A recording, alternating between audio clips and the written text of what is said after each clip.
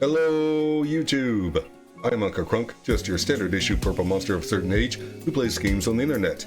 It's the weekend, which means more Dream Daddy! Last time we played poker with most of the dads, which was really fun. Turns out Robert either has a dark past or he's a really good storyteller. Possibly both. Oh, and he's one hell of a poker player. Then, we went out on a date with Hugo, which was also a field trip for a bunch of middle schoolers. The date went well enough, but I am now in debt to a small child. Long story. Today we have a message waiting for us on Dadbook and from some avatar I don't recognize, so let's see what that's about. Okay, let's see who this is.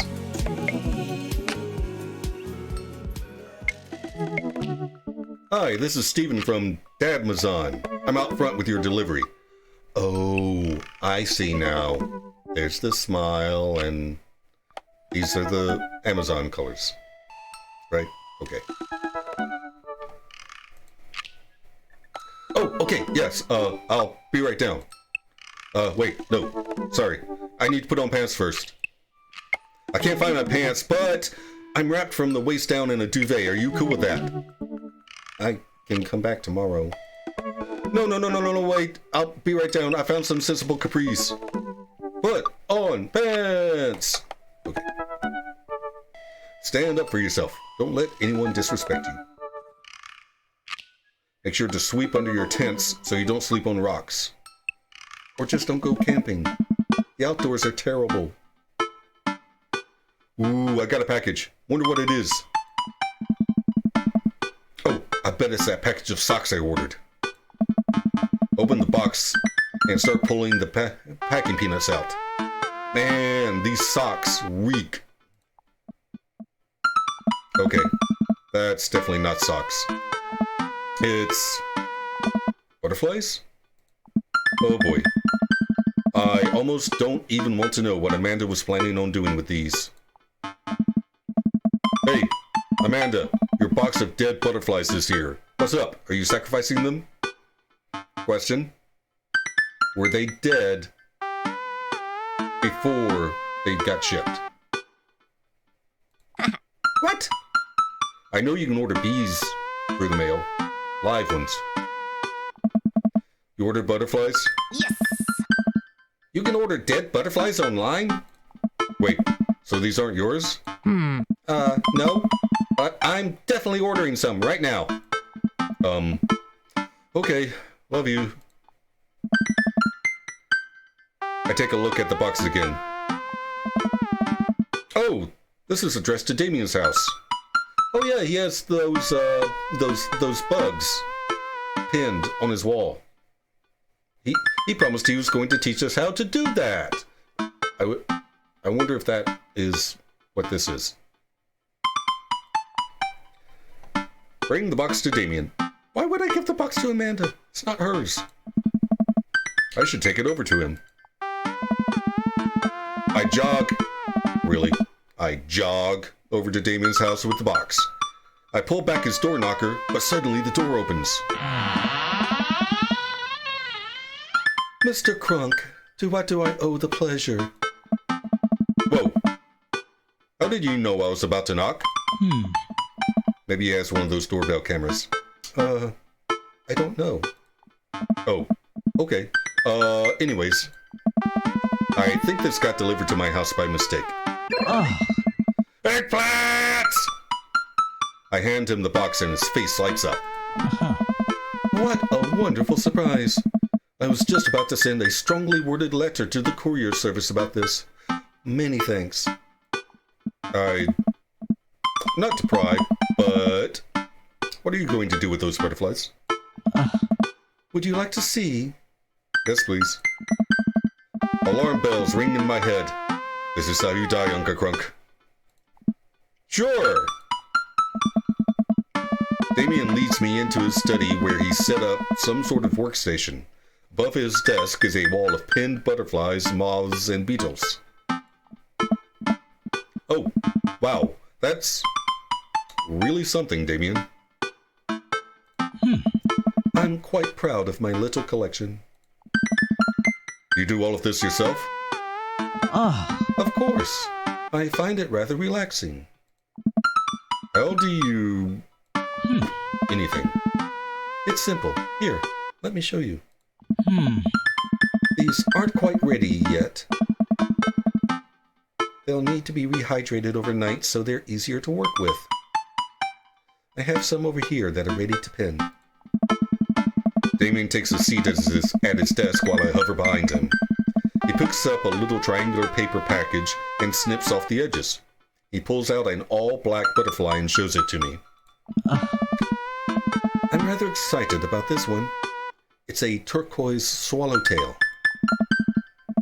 He gently opens the wings, spreading the butterfly out on the table. The backs of the wings are a gorgeous iridescent green color. Oh, and the pigment on this one is so nice too.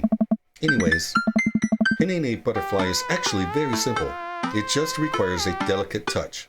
First, I'll put a pin through the thorax. Damien slides a pin through the middle of the butterfly and places the butterfly on a piece of styrofoam. He carefully arranges the antennae with forceps and begins placing paper and more pins on and around it. He does this so effortlessly that it's almost hypnotic. I have a frame here that I think this one will look quite pretty in, but I'll need to let it sit for a couple of days until it's ready. And then what? I'll remove all of the pins and put it on display with the others. Wait, so after you poke all the pins into the butterfly, it dries out and it just sticks to the mounting surface, and you take all the pins out. So they're not really pinned. They're adhered or something. Okay.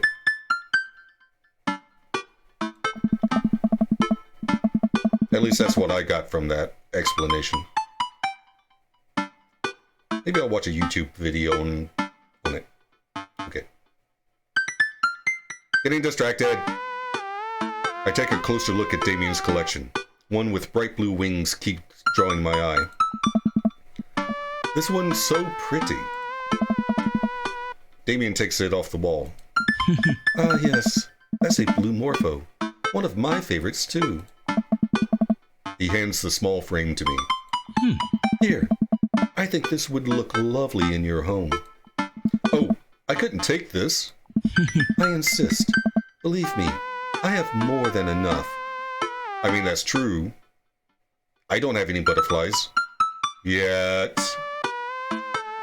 Although, who knows what Amanda's going to do with the one she wants to buy. Yes, I would love to have a butterfly, thank you. Thank you. If you ever have an interest in pinning some insects yourself, you know where to find me. I think I'll leave that up to you. I feel like I'd probably break them in half with my butterfingers. Nonsense. You have beautiful, steady hands. You would make a fine taxidermist. Dude, no one has ever complimented my hands before. Thank you. Am I blushing? Damien walks me to the door and gives me a warm smile as I leave. Do take care of yourself, Unca. Thanks for allowing me to share my odd little hobby with you. That was interesting.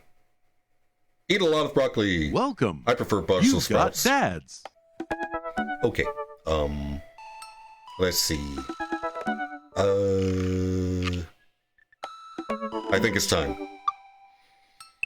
Yes, I think it's time to ask Robert out on a date. Robert Small. When the internet gains sentience and decides to destroy us all, you'll know it would. You know it'll use this information against us, right? On a Friday night, you are most likely to make a deal in an alleyway. Have it go badly. Who's the cop? Was it Giacomo? I trusted Giacomo. If you had one thing to take with you onto a desert island, what would it be? Gun. What are your turn-ons? Don't talk to me. What did you want to be when you grew up? Grifter. What's your favorite movie genre? Italian neorealism. What the heck is that? What's your ideal date? Grave robbing. What do you never leave home without? At least 4 knives. I spend a lot of time thinking about, you ever really look into a rabid animal's eyes? This should be interesting. If life gives you lemons, parsley, onions, and eggs, make a really nice omelet. Never give up. Never remember. Eat plenty of carbs the night before a big game.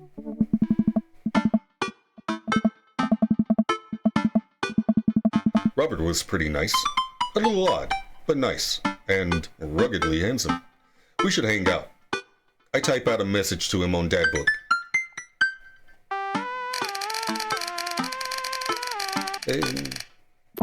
Hey, Robert. Good seeing you again at the cookout. And the poker. Wanna grab a drink? I sit there for a couple of seconds hoping he'll message me back.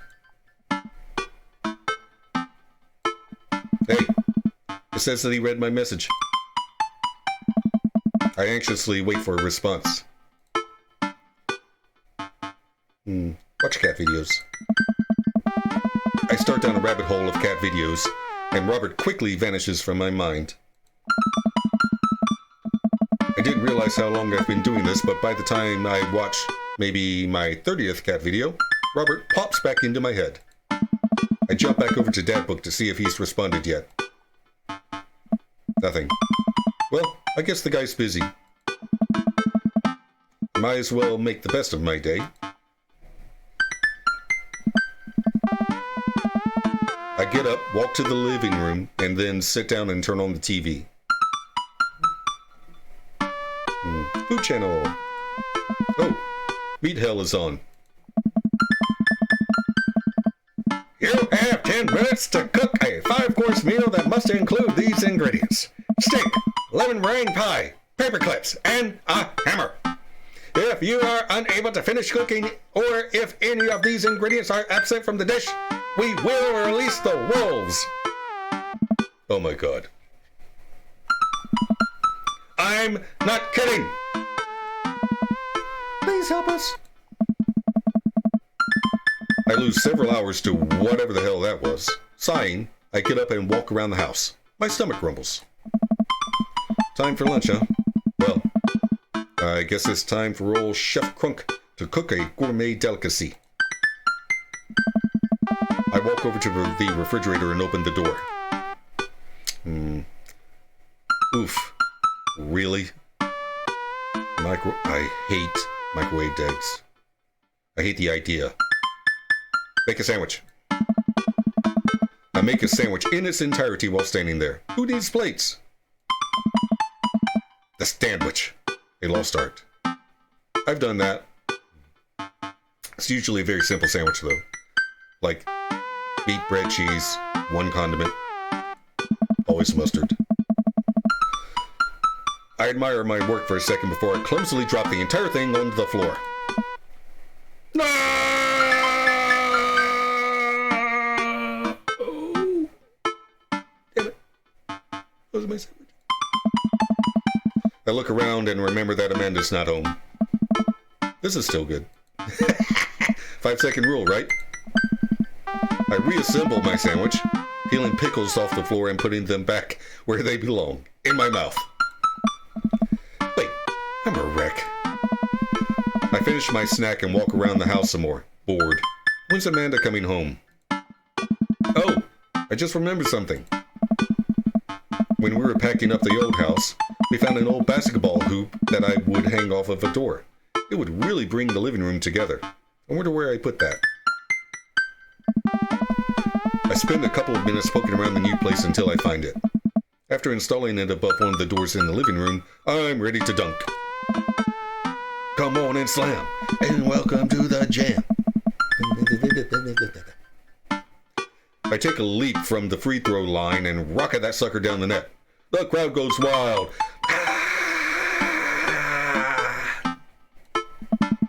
And welcome to the gym. I pull up from the three-point line, breaking ankles and sinking a fadeaway. And I forgot the rest of the words to this song. No look behind the hook. No, wait. No look behind the back hook shot. Everyone's on their feet.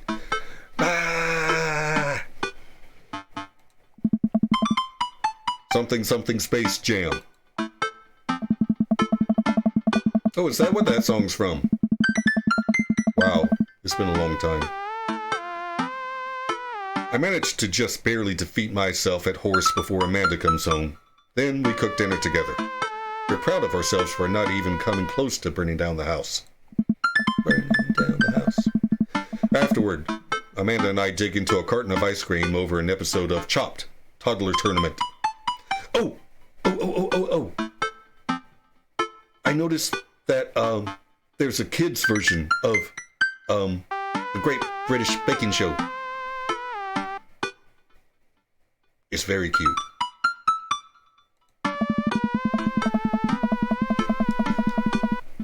What you have in front of you is a molecularly deconstructed sweet potato with a brown sugar demi-glace with creme fraiche, of course.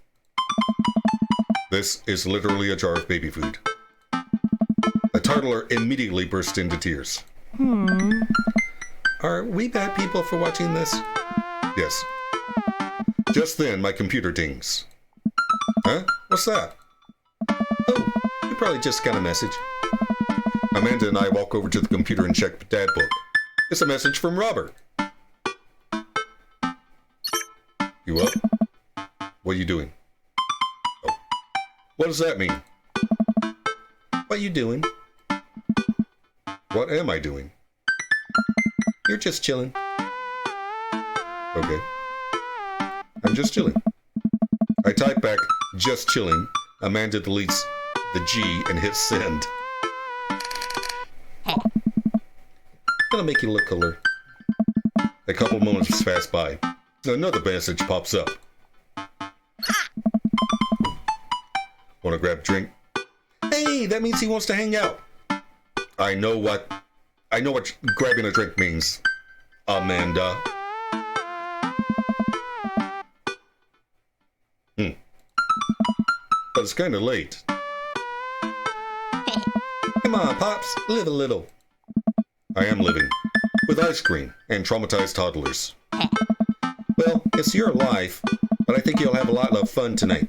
You are trying to get to know the neighbors better, aren't you? One at a time. Fine.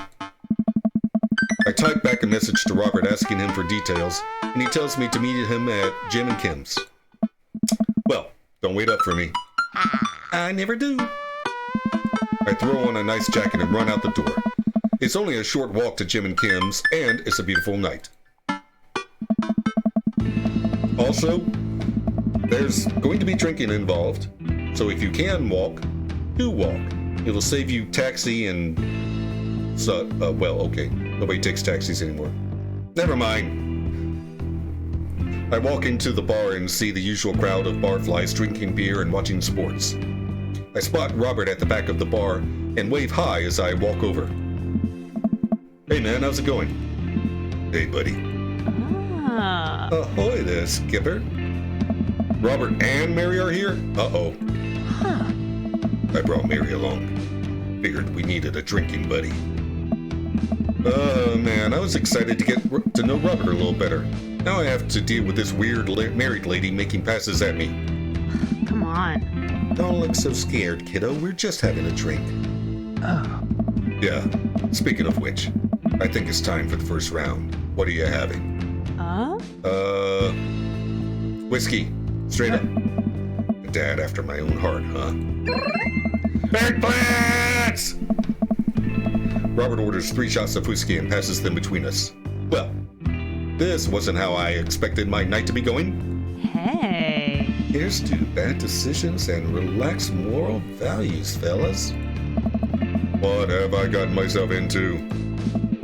We all knock back the shots. I almost choke on the whiskey as it burns down my throat. I prefer sipping. Holy hell, that was a kick. I look over at Robert and Mary, who seem like old pros at this. Robert grabs his jacket and throws it on. One drink and we're gone? Oh. Let's get marching. What? A nice young chief. Come on. We're bar hopping. Oh, okay. Oh, all right. I have got to stop preempting what I'm actually going to say in the game. We leave the bar and start walking down the street. I still don't know this area of town very well, so I just follow Robert. So, where are we headed? Irish Hour Drinking. It's an Irish pub. A good pun is the whiskey to my heart. Come on. Puns are the lowest form of humor, Unca. Try harder. Ouch. Am I going to be the butt of the joke all night? Jesus, Mary. And Joseph. Put your fangs away for a second. We walk into Irish Hour Drinking. The bar is pretty much the same as Jim and Kim's, except for the old-timey Irish memorabilia on the wall. Next round, what are you having? Whiskey hasn't failed me yet. Eggplants! Let's do it. Robert orders 3 more glasses of whiskey, and we post up in a garish green booth. Mary slides in and sidles up next to Robert, which makes me breathe a sigh of relief. Let's sip this one, why don't we? Thank you. Hey. Suit yourself. Mary immediately downs her shot in one gulp and burps loudly. Hey. That'll put hair on your chest. You are truly the paragon of grace and beauty. Mary grabs my drink and sips on it. Hey. Unca, be a dear and get us another round, will ya? I don't know how to process this evening at all. I get up and order another round of drinks from the bartender. As I head back, I see Mary and Robert having a lively conversation. Robert roars with laughter.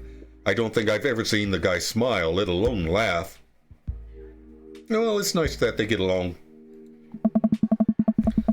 I take a seat across the booth from them and pass out the drinks. So, Edith's kid snuck some pot brownies onto the table at the last bake sale, right? And I spot that little hemp sweatshirted gremlin in the act, so I go up to Edith with the baggie and I'm about to tell her when all of a sudden, she just freaks out at me. You're ruining the bake sale, she says. I should have been PTA president. Your roots are bad, and blah, blah, blah. So what'd you do? I told her to have a brownie and that everything was going to be fine. They both erupt in laughter. I politely follow along with the story. She ate 3. Oh my God. No comment. More laughter. Okay, that was actually pretty funny. She called the cops and told them that time had stopped. Oh God. No comment. Mary looks directly at me. Do you smoke weed?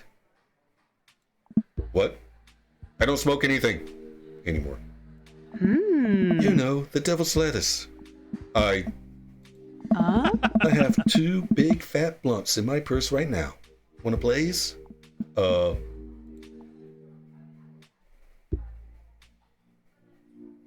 Okay. You with the feds?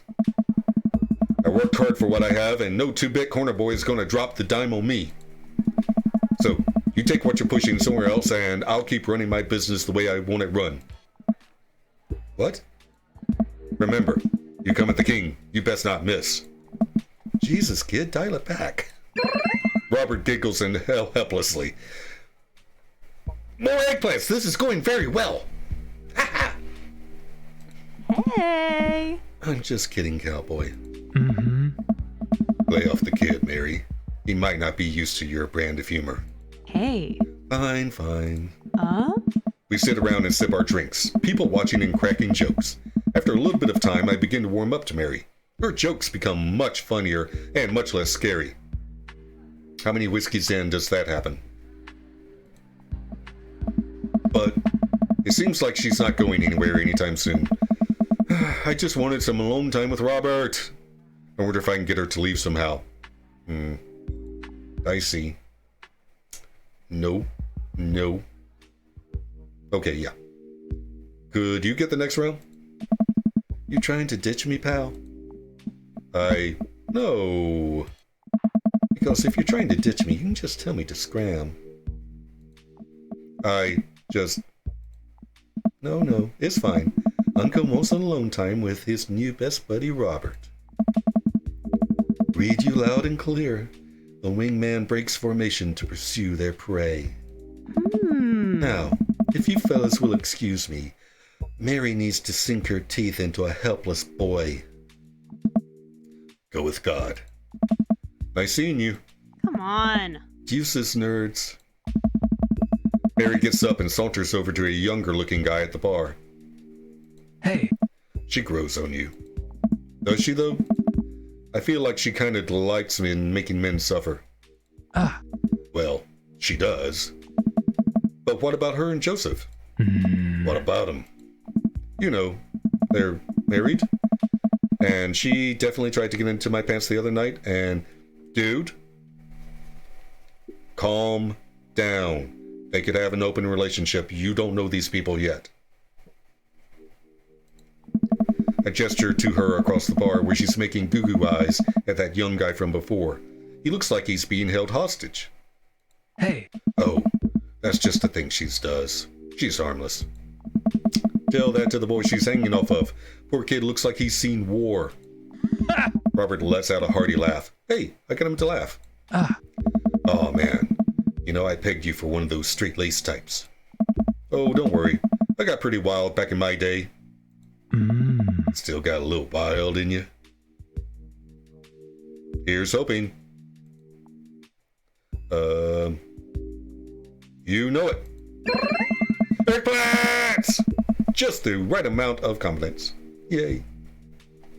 Robert orders a couple more rounds of shots. I gulp. What am I getting myself into? Think you can go shot for shot? Real life? Yes. In this game? Probably not. There's only one way to look cool here. Oh, wait. There's only one way to look cool here. I grab the shot closest to me and down it. Robert looks impressed. He takes his shot and knocks it back. That's one. So, what do I even talk about? He's so cool. And he probably hates small talk. So how are things? Oh. I hate small talk. Okay. Too many people. This isn't necessarily you. But too many people think that they have to fill the dead air with noise. Personally, I think they're afraid of the silence. Or they're afraid of what the other person is going to think of the silence. If you want some unsolicited advice, just learn to be comfortable with silence. Nothing wrong with two people sitting in silence and drinking whiskey. Agreed. Oh, all right. Hey. Robert and I sit in silence and drink whiskey. I take in the rest of the bar. Patrons laughing, playing darts, spilling beer. Mary giving the hard sell to that young man. The young man pretending he got a phone call from one of his friends. Maybe silence is nice sometimes. So, you ever kill a man? I choke on my drink. Excuse me? You know, watch the life drain from someone's eyes. It's not just their life, you know. It's their hopes and dreams draining away. Every memory and experience they've ever had. Gone. No. Oh. Great. Me neither. Robert knocks back his shot and motions for me to do the same. I reciprocate. I can think the word reciprocate after all this whiskey. I'm tougher than I thought. I'm just messing with you. Relax. I laugh nervously. Or am I? I laugh nervously. Again. We sip more whiskey and people watch some more. Mary has her sights set on another man after the other one excused himself to the bathroom and, I assume, crawled out of the window. Gosh, this whiskey's hitting me hard. You betcha. Robert gets up out of the booth, shouldering his jacket. You know, he's probably one of those people that do actually get drunk when they drink a lot, but you just can't tell until they're really properly wasted. Let's roll. Sorry, whiskey. Inside voices. Oh. Let's roll. Wait, what about Mary? Huh. Brother, Mary is gonna be just fine. I look over at Mary, who's lying on the bar in front of some poor sap. She's singing happy birthday to him while he insists that it's not his birthday. We make our way out of the bar and back onto the street. I'm trying my hardest not to stumble, but man, this sidewalk is just coming right at me. I hope no Robert doesn't notice me tripping over my own feet like this is the first time I've ever been drunk. Where to? You'll see. I follow Robert through street lamp spotlights until we eventually arrive at a rundown strip mall. There's a beauty salon, a sex shop, a computer repair store that looks like it's been closed for 10 years, and finally, a liquor store. Hey. Wait here. I'll be right back. After a minute, Robert returns with 2 wine bottles in brown paper bags. He hands one to me. Cheers. He sits on the curb and drinks. He motions for me to do the same. This is really not where I expected the night to go. I take a sip. White Zinfandel? What? Nothing. I just wasn't expecting... It is delicious, fruity, and refreshing. Don't judge me. Hey, I drank Zima when it was still available. I don't judge anybody. For anything, usually. I start to say something, think of his lecture about valuing silence earlier, and stop. I sip on my wine and watch cars drive by. Let's throw rocks at shit. What? Robert suddenly hurls a rock at a stop sign. The ding echoes through the empty parking lot. That felt good. He presses a stone into my free hand. Watch me, miss. Now you try. I don't know. With feeling. I look at the rock in my hand. I look at the stop sign. Back of the rock. Back of the stop sign. I know what has to be done.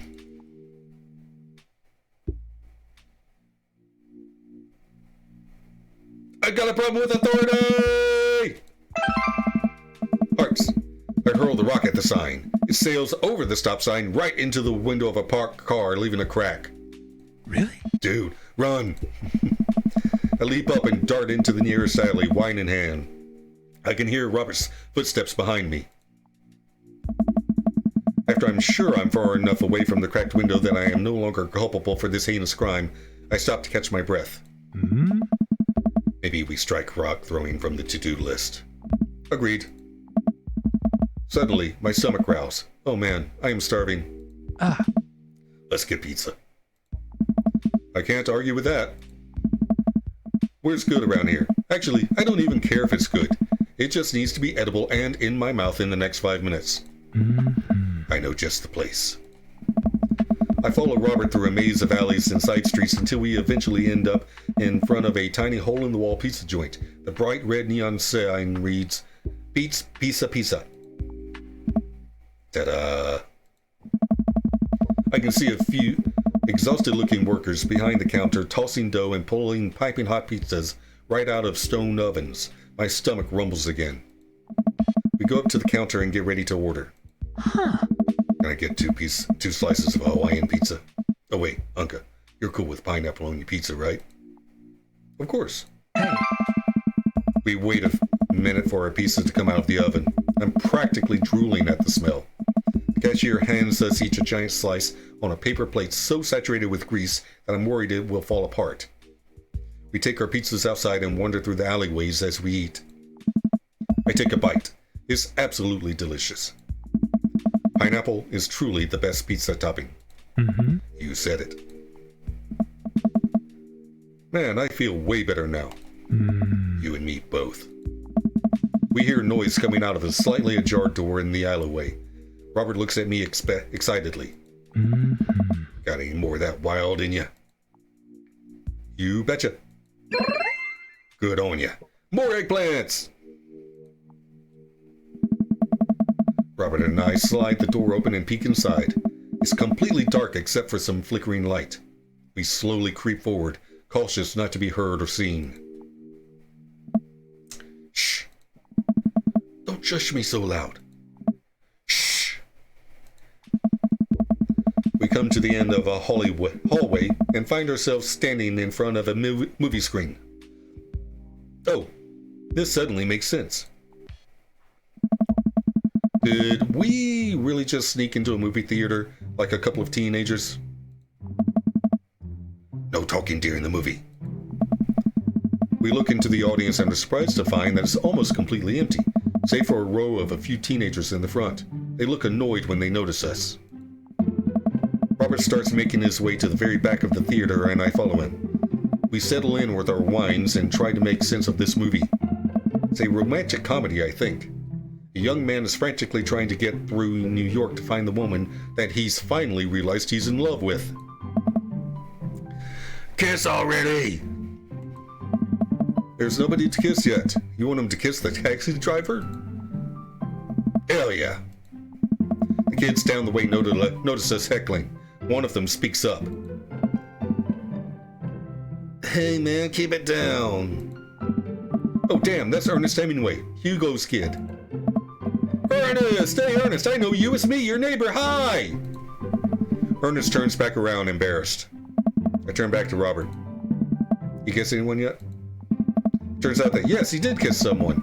He made his way out to a tiny island near New York to profess his love for a woman who, for some reason, he knew would be there. She tells him that they hit the jackpot.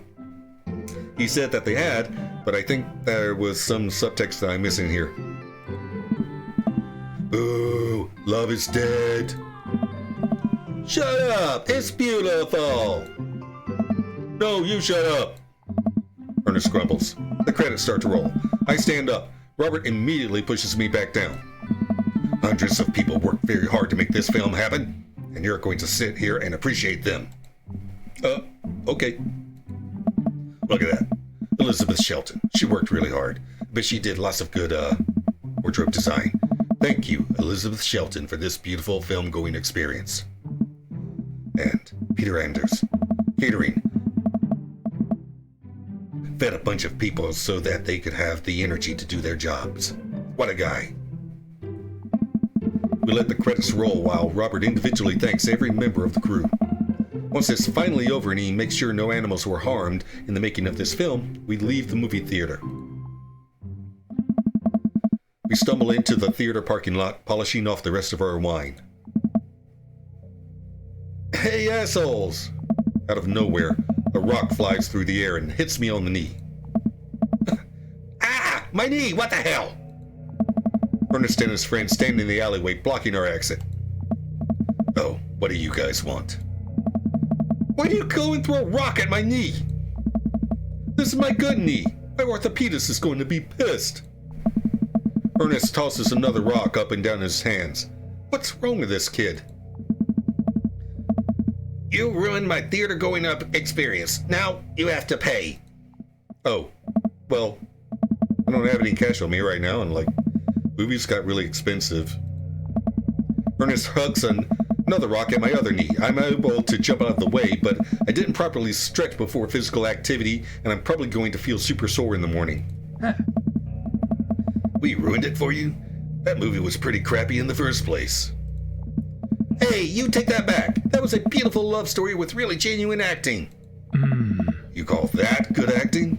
What classicist mainstream slop have you been served your entire life? What? Have you ever seen any Michael Powell? A Matter of Life and Death? 1946? Easily the toughest 5 minutes of love you'll ever witness. Listen, man, No, you listen. That poor popcorn-ass drivel the mass media is shoving down your throat will only make you dumber and sadder. You of all people should strive for a higher standard in the art you consume. Your name is Ernest Hemingway, for Christ's sake. Oh no, now you've done it. Ernest rushes Robert, screaming like a banshee.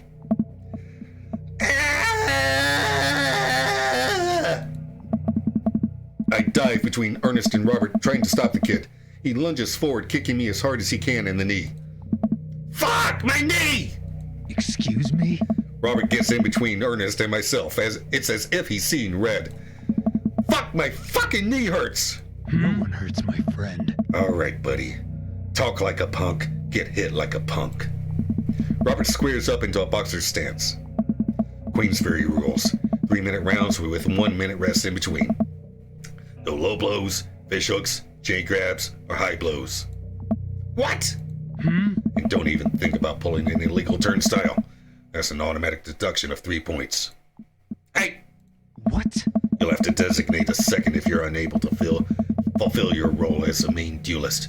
One of your friends over there looks like he has enough youthful vivacity to handle it. Hey man, I don't want to get dragged into this. That movie sucked. It's too late. You two are bloodbound. If he dies, you die. Excuse me? Sorry, I don't make the rules. Talk to Queensberry. We're just gonna go.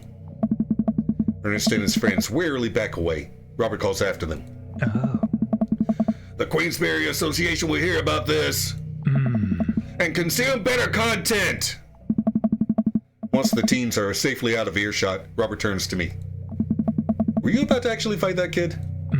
Are you kidding me? I would never hit a child. That would be despicable.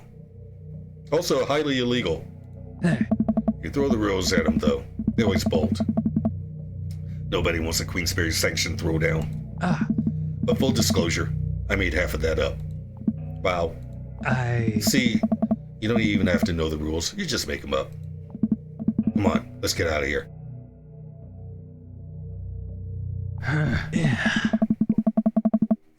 Robert and I cool down a bit as we walk back to the neighborhood. I'm so sorry. I get really into the art of filmmaking when I drink. It's okay. I think it's cool how much you like movies. To be honest, I don't know a lot about them myself. Buddy, I got so much to show you. You ever seen Sam Fuller? I haven't. Fuller is cash. Let's see. Thanks for defending my honor. Eggplants! It's a little strange when you say it that way, but sure. Why not? Robert throws an arm around my shoulder and we drunkenly belt out tunes all the way back. We finally get to his doorstep. That was an interesting night. I liked it. A smile forms on his cheeks. A rare sight. Let's hang again soon, yeah? Yeah. I linger there for a second, swaying drunkenly in the night breeze. Robert claps me on the shoulder. Night, bud. Robert heads back inside and I stumble my way home. Oh, thank God I don't have to do that voice anymore.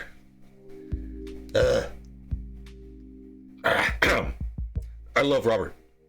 I like his voice, but damn. Eat a balanced meal every day. Thinkably. Come on, that's gotta be an S.